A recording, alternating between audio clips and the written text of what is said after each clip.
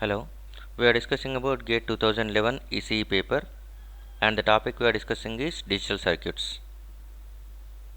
When the output Y in the circuit below is 1, it implies that the data has A. Changed from 0 to 1, changed from 1 to 0, changed in either direction, D. Not changed. What will be the right answer for this question? The meaning is nothing but whenever Y is equal to 1, okay, what happens at the data side, whether it changes from 1 to 0 or 0 to 1 or changes in either direction or not changed. Okay, so first of all we'll understand the circuit diagram in this way. Assume that one we are going with a data. This is a data, okay, and after application of data we must apply clock pulse such that output will depends on this data.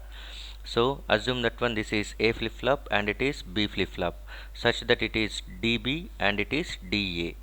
Okay, this is QA bar and it is QB bar. So that after application of clock pulse QA and QB will change. This is next state. Okay, so assume that one you are not applying any clock pulse. By that time both are going to be initially at reset condition. QA and QB are at zeros. And here if you write QB is nothing but you can write in this QB is equal to DB, DB is equal to QA bar. So QB is equal to QA bar. You can think in that way. So let us assume you are applying a data that is nothing but D1, that is nothing but data at clock 1, data at clock 1, that is nothing but first clock, data at first clock. Assume that one data at first clock is nothing but we apply a positive edge so that outputs of the flip-flops will depend on clock pulse. Now QA will be simply equal to DA because it is delay flip-flop.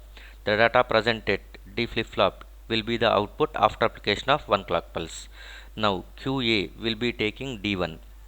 Now what will be taking QB? QB is nothing but DB, DB is nothing but QA bar, so that we can write it as QA bar. Next, assume that one you are applying a data at second clock, data at second clock, that is D2. It can be 1 or 0. We are not going with that one. D2 is going to be the data present at second clock. By that time after application of clock pulse, this D2 will be going into the QA and QB is nothing but QA bar only you will get, but the present value of QA is nothing but D1, so that you can write it as D1 bar.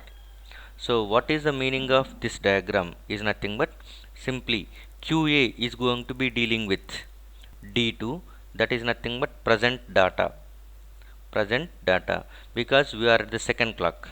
Present data is nothing but that is data at second clock, whereas QB is going to be related to complement of data present at first clock. Okay, that is nothing but previous data. Previous data is nothing but data present at first clock. Have you understood this one? QB is going to be always related to the data at the first clock. QA is going to be related to the data at present clock. First clock is present clock. Instead of that one, if you go, QB is going to be always relates to the data present just before the clock pulse. Okay, whereas QA is going to be related to the directly present data. Okay, QA is going to be related to the present data, QB is going to be related to the data just before application of clock pulse. So now with the help of this one we can write in this way. Y is given, Y is equal to, we can write it as this line corresponds to QA and this line is corresponds to QB. So we can write it is AND gate, so that QA into QB you can write, and it has to be equal to 1. Okay, it was given Y is equal to 1. QA is nothing but data present at this clock, so we will go like this, data itself into QB is nothing but data bar, that is nothing but data present at previous clock. So this is data minus, we will go with a suffix as -1, that is nothing but just before application of one clock pulse and with a bar, is equal to 1. Is this clear? QA is related to the present data and QB is going to be related to the data just before that clock pulse. And complement. So that data into data minus 1 bar. So otherwise you can write like this. This is D2 into D1 bar is equal to 1 in our case. D2 into D1 bar. D2 is nothing but after the data. D1 is nothing but previous data. So that implies nothing but when this equation will be 1, when this equation will be 1 is nothing but D2 must be 1 and D1 must be 0. By that time you can say that one y is equal to 1 when, okay, D2 is equal to 1 and D1 is equal to 0. D1 is nothing but previous applied.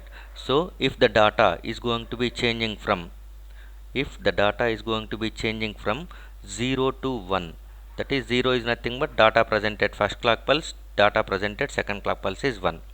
If the data is changing from 0 to 1, then only y is equal to 1. Y is equal to 1 implies nothing but D2 into D1 bar. That implies nothing but present data must be 1, previous data must be 0. So the data is changing from 0 to 1 such that y will become 1. So the meaning of y is equal to 1 in the circuit implies the data is changing from 0 to 1. That is the option is A.